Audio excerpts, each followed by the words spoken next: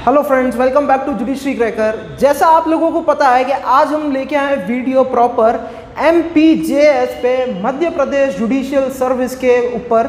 इसका नोटिफिकेशन वैसे भी नोटिफाई हो चुका है और टोटल सीट्स जो निकली है वो है 252 सीट्स, जिसमें से जनरल की सीट्स है 102। जनरल की सीट्स में स्पेसिफिकली मेंशन क्यों कर रहा हूँ, क्योंकि जो भी आउटसाइड स्टेट के जो भी लोग होंगे वो पेपर देने जाएंगे, इवन दो वो रिजर्वेशन कैटेगरी के हो तो वो MP जुडिशरी के अंदर पेपर देने जाते हैं तो वो जनरल कैटेगरी में ही आते हैं। अब ये जो सीट्स है निकली है 252, ये once in a blue moon वाली सीट है, ये हर बार नहीं निकलती है, तो ये जैकपॉट है। जो भी लोग MP जुडिशरी के लिए वेट कर रहे थे या जो लोग राजस्थान जुडिशियल सर्विस के लिए वेट कर रहे थे वो भी MP जुडिशरी का फॉर्म भर सकते हैं, अप्लाई कर सकते हैं, क्योंकि प्रिपरेशन आपकी जो है वो सिर्फ 3 महीनों में हम करवा देंगे। आज का वीडियो हम लेके इसीलिए आए कि क्या स्ट्रैटेजी होनी चाहिए, क्या 3 महीने का स्केड्यूल होना चाहिए जिसके अंदर आप आराम से पूरा कोर्स इजीली कवर कर सकते हैं। ऑल्दो पेपर 3 महीने में नहीं होगा, क्योंकि आज आप स्टार्ट करते हो तो पेपर जो आपका प्रिपरेशन हो जाएगी नवंबर एंड या दिसंबर बिगिनिंग तक आपकी प्रिपरेशन कंप्लीट हो जाएगी, और तब तक पेपर की डेट नोटिफाई नहीं है। एग्जाम जो मोस्ट प्रोबेबल होना है अकॉर्डिंग टू मी वो नेक्स्ट ईयर ही होंगे, तो आप अच्छे से प्रिपेयर कर सकते हो। और जो हमारा स्केड्यूल रहेगा वो आपको डेली सिर्फ आपका 5 घंटे की पढ़ाई का स्केड्यूल है, आप पे कोई लोड नहीं है। आप इजीली 5 घंटे पूरे दिन में 24 घंटे में से निकालिए अपनी पढ़ाई को लेके, तो आप आराम से MP जुडिशरी के लिए अच्छे से प्रिपेयर हो सकते हैं, वो भी 3 महीने के अंदर। अभी से आप फोकस करके देखिए। तो अब कुछ लोगों का मेरे पास क्वेश्चन आया था कि सर हम RJS की भी तैयारी कर रहे हैं, क्या हमें MPJS देना चाहिए या नहीं देना चाहिए। तो मैं कहना चाहूँगा जो लोग RJS की तैयारी कर रहे हैं उन्हें तो MPJS देना ही चाहिए। जो डिफरेंस है वो सिर्फ 50 मार्क्स का है, वो हम अभी थोड़ी देर में वीडियो में आगे देखने वाले हैं कि वो 50 मार्क्स की प्रिपरेशन आप कैसे कर सकते हो। अगर टेक्निकली देखें तो डिफरेंस ओनली 40 मार्क्स का है RJS के सिलेबस कोर्स से और MP के सिलेबस कोर्स से, क्योंकि लॉ का जो पोर्शन है 95% और इंग्लिश अगर मिला है तो वो 110 मार्क्स का ही हो जाता है, जिसके लिए तो आपको RJS में भी प्रिपेयर होना ही है। अगर आप ये स्केड्यूल फॉलो करते हैं तो आपकी RJS की प्रिपरेशन कहीं पे भी हैम्पर नहीं होगी, इफेक्ट नहीं करेगी, उल्टा RJS के लिए भी आप प्रिपेयर हो जाएंगे 3 महीने के अंदर। प्लस जो 40 मार्क्स के लिए हमें अलग से पढ़ना पड़ता है MP जुडिशरी का, वो बिना लोड लिए आप इजीली पढ़ सकते हैं। इतना इजी और कन्वीनियंट स्केड्यूल हम आपके लिए लेके आए हैं, जिसके अंदर आप 5 घंटे रोज का पढ़िए, 3 महीने के अंदर आप पूरा कोर्स इसको कर सकते हैं। साथ ही स्ट्रेटेजी बनाएंगे कि आपको कितना टारगेट स्कोर रखना है एक प्री क्लियर करने के लिए। तो आज हम अभी स्टार्ट करते हैं। जो सीट्स जैसा मैंने कहा नोटिफाइड है वो है 252 और जनरल की है 102। अब देखते हैं हमारा कोर्स स्ट्रक्चर क्या है। तो आपको कोर्स स्ट्रक्चर पे नजर अभी जाएगी तो आपको पता लगेगा कितनी सिमिलरिटी है और कौन से सब्जेक्ट को कितना वेटेज देते हुए पढ़ना है। उसी के अकॉर्डिंगली हमने स्केड्यूल प्लान किया है ताकि आप पे वो एकदम इफेक्टिव तरीके से काम करे। तो जो सब्जेक्ट मार्क्स है हमारे पास, सबसे पहला सब्जेक्ट है CRPC, जिसके अंदर आपके 15 क्वेश्चन आएंगे, हर एक क्वेश्चन 1 मार्क्स का होगा, यानी वेटेज जो CRPC का है वो है आपका 15 मार्क्स का। सेकंड सब्जेक्ट है हमारा CPC, वो भी है हमारे 15 क्वेश्चन 15 मार्क्स के। इंडियन एविडेंस एक्ट, वो भी 15 question 15 marks. IPC, Indian penal code, 15 question 15 marks. Constitution 10 marks. Contract act 8 marks. Transfer of property act 7 marks. SRA 6 marks. NI act 5 marks. Limitation act 4 marks, और ये total होता है हमारा 100 score. अब ये जो मैंने 2 ब्लॉक्स में कोर्स बनाया है उसका एक पर्पस है। ये जो वाला ब्लॉक है हमारा ये 100 मार्क्स का है, ये सेम है जैसा RJS में सिलेबस है। ये वाला ब्लॉक RJS के सिलेबस से टोटल मैच करता है, सिर्फ एक वेरिएशन के साथ कि NI एक्ट जो है वो RJS के अंदर सिर्फ चैप्टर 17 आता है, बल्कि MP जुडिशरी के अंदर पूरा NI एक्ट आता है। पर NI एक्ट को हमें बहुत लिमिटेड पढ़ना पड़ता है, हमें पूरा NI एक्ट भी डिटेल में नहीं पढ़ना पड़ता MP जुडिशरी के लिए, क्योंकि इसका वेटेज अगर देखें हम सिर्फ 5 मार्क्स का है और हमें basically starting portion, middle presumption portion और हमें डिसऑनर वाला पोर्शन ही ढंग से देखना होता है, वहीं से सारे क्वेश्चन कवर्ड हो जाते हैं। तो डिफरेंस अगर ओवरऑल देखें तो RJS के सिलेबस में और इसके सिलेबस में कोई डिफरेंस नहीं है। अगर 150 में से 100 मार्क्स आप अच्छे से प्रिपेयर कर रहे हो और इसकी प्रिपरेशन का बेनिफिट आपको RJS में भी मिल रहा है तो आपको MP जुडिशरी के लिए जाना चाहिए, एक शॉट लेना चाहिए, एक ट्राई आपको देना चाहिए। अब दूसरा जो आगे सेकंड पोर्शन है जो आपका सिलेक्शन डिफाइन करता है कि सिलेक्शन आपका प्रीलिम्स होगा या नहीं होगा, वो पोर्शन है हमारा ये MP land revenue 5 marks, MP accommodation act 5 marks, general knowledge 20 marks, computer 10 marks और इंग्लिश जो है वो है हमारी 10 मार्क्स की। अब यहाँ प्रॉब्लम क्या होती है कि आपको अगर टारगेट स्कोर हम देखें कि टारगेट स्कोर आपको कितना लाना है कट ऑफ करने के लिए, तो लास्ट ईयर जो कट ऑफ गई थी वो 118 गई थी जनरल की। लास्ट ईयर जो कट ऑफ गई थी 118 गई थी। और अगर हम पिछले 2 साल का पैटर्न देखें तो पैटर्न में आपको देखोगे तो आपको अगर सेफ साइड रहना है प्री क्लियर करने के लिए तो आपको 120 प्लस तो स्कोर करना ही है। जब आप बोल सकते हैं आपका प्री क्लियर है, 120 प्लस स्कोर होने पे ही आप बोल सकते हैं कि आपका प्रीलिम्स क्या है, क्लियर है। तो अब जो पोर्शन रहा कि हम 120 स्कोर कहाँ से कैसे ऑब्टेन करेंगे, तो जो ये 10 सब्जेक्ट की लिस्ट है 100 में से, यहाँ से आप इजीली जो है 90 प्लस स्कोर कर सकते हैं। ये जो 100 मार्क्स की लिस्ट है यहाँ से आप इजीली 90 प्लस स्कोर कर सकते हैं। पर इसका मतलब ये नहीं कि 90 प्लस यहीं से लोगे आपका सिलेक्शन हो जाता है। 90 प्लस स्कोर करने वाले बहुत से स्टूडेंट हैं जो यहाँ पे लेके आ जाते हैं। यहाँ अगर आप भी स्कोर कर रहे हैं तो आपके साथ बहुत लोग होते हैं जो यहाँ पे स्कोर 90 प्लस लेके आते हैं। जो सिलेक्शन डिफाइन करता है, मैं फिर से कह रहा हूँ, यह है आपका ये वाला कॉलम। इसके अंदर जो 50 मार्क्स का है इसमें से आपको 30 प्लस अचीव करने ही करने हैं। इसमें टारगेट आपको जो रखना है 30 प्लस दे रहा हूँ मैं, पर आपका एक्चुअल टारगेट होना चाहिए 35 प्लस टारगेट का। आपको टारगेट कितना रखना है, अगर आप 90 यहाँ रखते हैं 90 प्लस और 30 यहाँ लाते हैं तो आप सीधा बेस स्कोर पे पहुँचते हो 120 पे। पर अगर वेरिएशन हो जाता है, इन केस यहाँ 90 नहीं आते, यहाँ कम हो गए और यहाँ 50 में से आप 30 प्लस स्कोर नहीं ला पाते, वेरिएशन होता है, तो आपका सिलेक्शन क्या होता है, डाउटफुल हो जाता है, कंफ्यूज स्टेट में आ जाते हो, क्योंकि 120 प्लस का टारगेट हम क्रॉस नहीं कर पा रहे। तो यहाँ तो जो है 90 प्लस में कोई भी स्टूडेंट नहीं चूकता है, 90 प्लस स्कोर या 90 स्कोर लेके आ जाता है इजीली। पर जो प्रॉब्लम होती है वो होती है यहाँ पे, तो इसको किस तरीके से पढ़ना है, कितना टाइम देते हुए पढ़ना है, क्योंकि ये सब्जेक्ट्स की जो प्रिपरेशन है ये आपका सिलेक्शन डिफाइन करता है। और सेम तरीके से जैसे आरजेएस के अंदर हिंदी और इंग्लिश आपका प्रीलिम्स में सिलेक्शन डिफाइन करता है, डिटरमाइन करता है, वैसे ही यहाँ पे ये 5 जो सब्जेक्ट्स है ये आपका डिटरमाइन करते हैं, डिफाइन करते हैं कि आपका सिलेक्शन होगा या नहीं होगा। तो इनको आपको डेली बेसिस पे पढ़ना होता है। कितना टाइम कितना देना है ये आगे हम शेड्यूल वाले पोर्शन में भी डिस्कस करेंगे। तो आपका टारगेट जो की रखना है, आपको क्या रखना है कि मैं कैसे 120 प्लस स्कोर कर सकूं ताकि मेरा सिलेक्शन साइड जो है वो थोड़ा सेफ हो जाए। तो लॉ में तो आपको 90 प्लस लाना ही है, क्योंकि यहाँ पे अगर लूज कर दिया आपने, गुंजाइश छोड़ दी, तो आपका सिलेक्शन वापस डाउटफुल हो जाएगा। और यहाँ पे हमें 30 प्लस और 35 प्लस स्कोर का टारगेट रखना है जिसे हम अचीव कर सकते हैं। ये स्कोर लाना मुश्किल नहीं है, पर कंटिन्यू हमें कंसिस्टेंसी रखनी पड़ेगी तो हम इसे अचीव कर सकते हैं। अब आते हैं हमारा नेक्स्ट पोर्शन पे जो है हमारा स्केड्यूल पोर्शन। तो जैसा मैंने स्केड्यूल पोर्शन में यहाँ लिखा है कि आप 5 आवर्स डेली आपको पढ़ना है और कॉलम ब्रेक दिया है मैंने 3 घंटे का, 1 घंटे का और 1 घंटे का। ये आपको बताऊंगा कि ये बाइफरकेशन 3 घंटे में किसको देना है, 1 घंटे में किसको देना है और नेक्स्ट 1 घंटे में आपको क्या पढ़ना है, और उस 1 घंटे में भी फर्दर बाइफरकेशन है किस तरीके से पढ़ना है आपको बताऊंगा। तो पहले जो हम देखेंगे वो हमने स्केड्यूल बनाया मेजर लॉ सब्जेक्ट का कि इसमें आप 90 प्लस स्कोर किस तरीके से ला सकते हैं, और 3 महीने के अंदर अलॉन्ग विद द रिविजन और पेपर सॉल्विंग हमने इंक्लूड कर दिया है कि आप कब 3 महीने के अंदर इजीली अपना कोर्स कंप्लीट कर सकते हैं। बहुत 5 घंटे रोज का पढ़ के आप इजीली सारी चीज़ें अचीव कर सकते हैं, आपकी प्रिपरेशन एक अच्छे लेवल पे जा सकती है।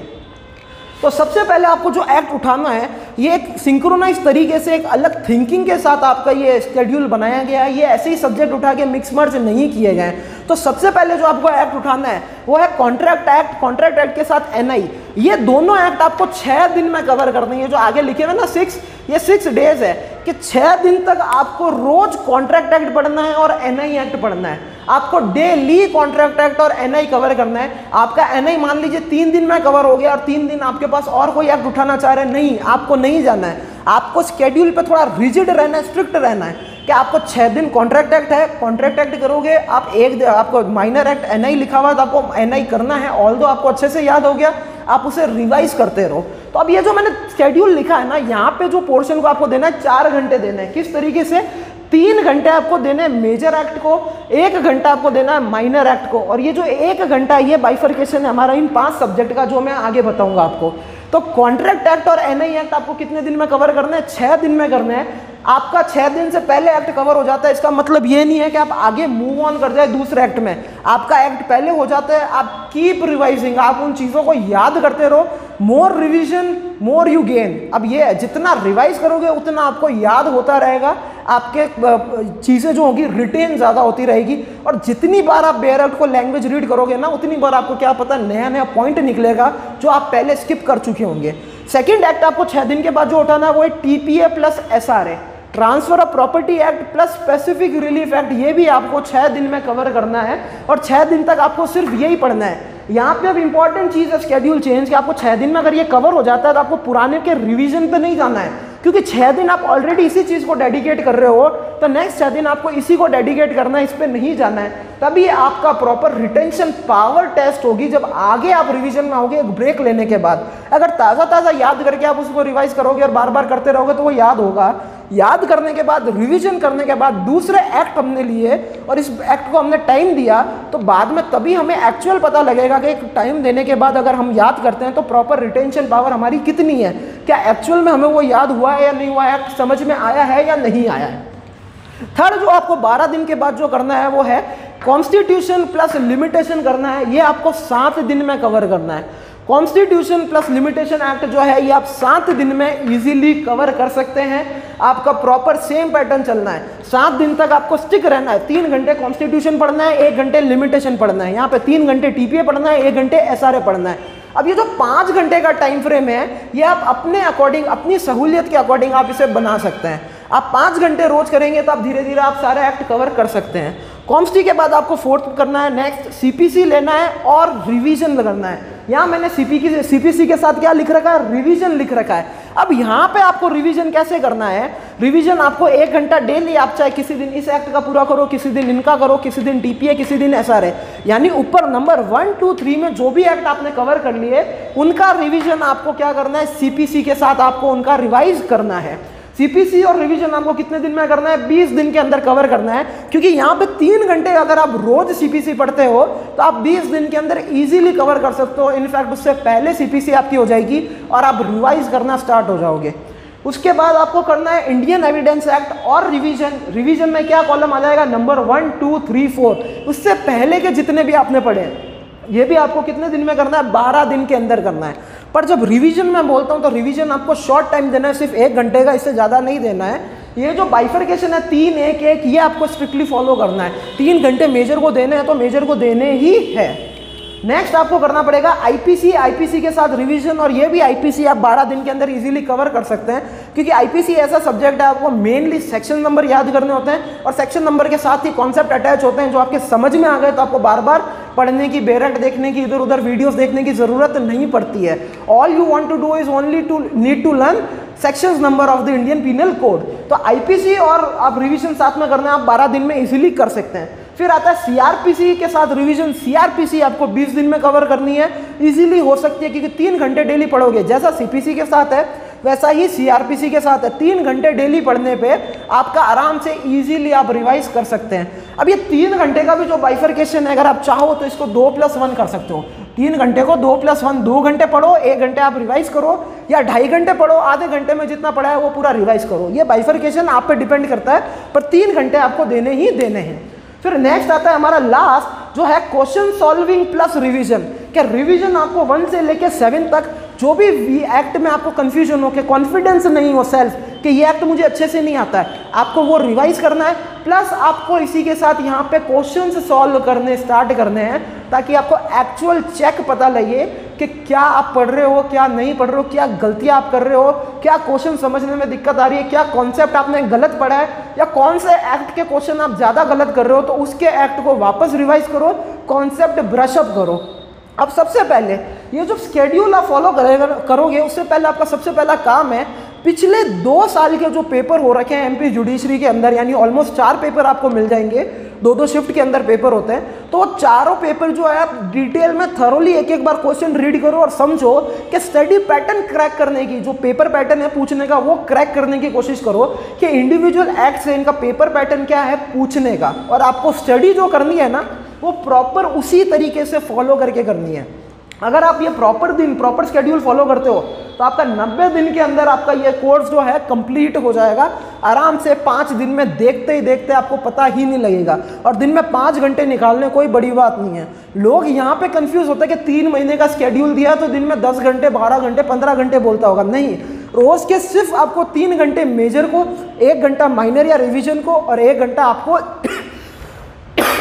सॉरी जीके वाले इस वाले पोर्शन को देना है। अब 1 घंटा इस पोर्शन में भी आपको किस तरीके से देना है, ये जो एमपी लैंड रेवेन्यू और ये अकोमोडेशन है इसको पूरे दिन में आपको 20 मिनट देना है, यानी 10 मिनट आप इसको एकदम छोटे छोटे टॉपिक में करते हुए करिए। मुझे पता है कि लैंड रेवेन्यू एक्ट बहुत बड़ा है, अकोमोडेशन छोटा है, पर अगर अभी से आप रोज 3 महीने तक 20-20 मिनट के लिए दोनों एक्ट को पढ़ते रहोगे, 20 मिनट इन टोटल बोल रहा हूँ, यानी 10 मिनट लैंड रेवेन्यू कर लो, 10 मिनट अकोमोडेशन कर लो, चाहे 2-2 सेक्शन रोज के पढ़ो, चाहे 3-3 सेक्शन रोज के पढ़ो, क्योंकि जब अकोमोडेशन कंप्लीट हो जाएगा तो आप लैंड रेवेन्यू को अपना पूरा टाइम दे सकते हो, तो आप इजीली कवर कर सकते हो। 20 मिनट आपको इन टोटल रोज को इन लोकल एक्ट्स को देना है, क्योंकि यहाँ से 10 मार्क्स आते हैं। आपको 20 ही मिनट जो है आपको जीके को रोज पढ़ना है, 20 मिनट आप जीके रोज पढ़िए, जो भी पॉइंट है नोट डाउन करिए। किसी दिन एमपी की लोकल जुडिशरी लोकल जीके देखिए, किसी दिन आप इंटरनेशनल अफेयर्स देखिए, करंट अफेयर्स के पॉइंट निकालिए, हिस्टोरिकल जीके, क्योंकि जीके यहाँ जो है स्टैटिक और करंट दोनों पूछी जाती है,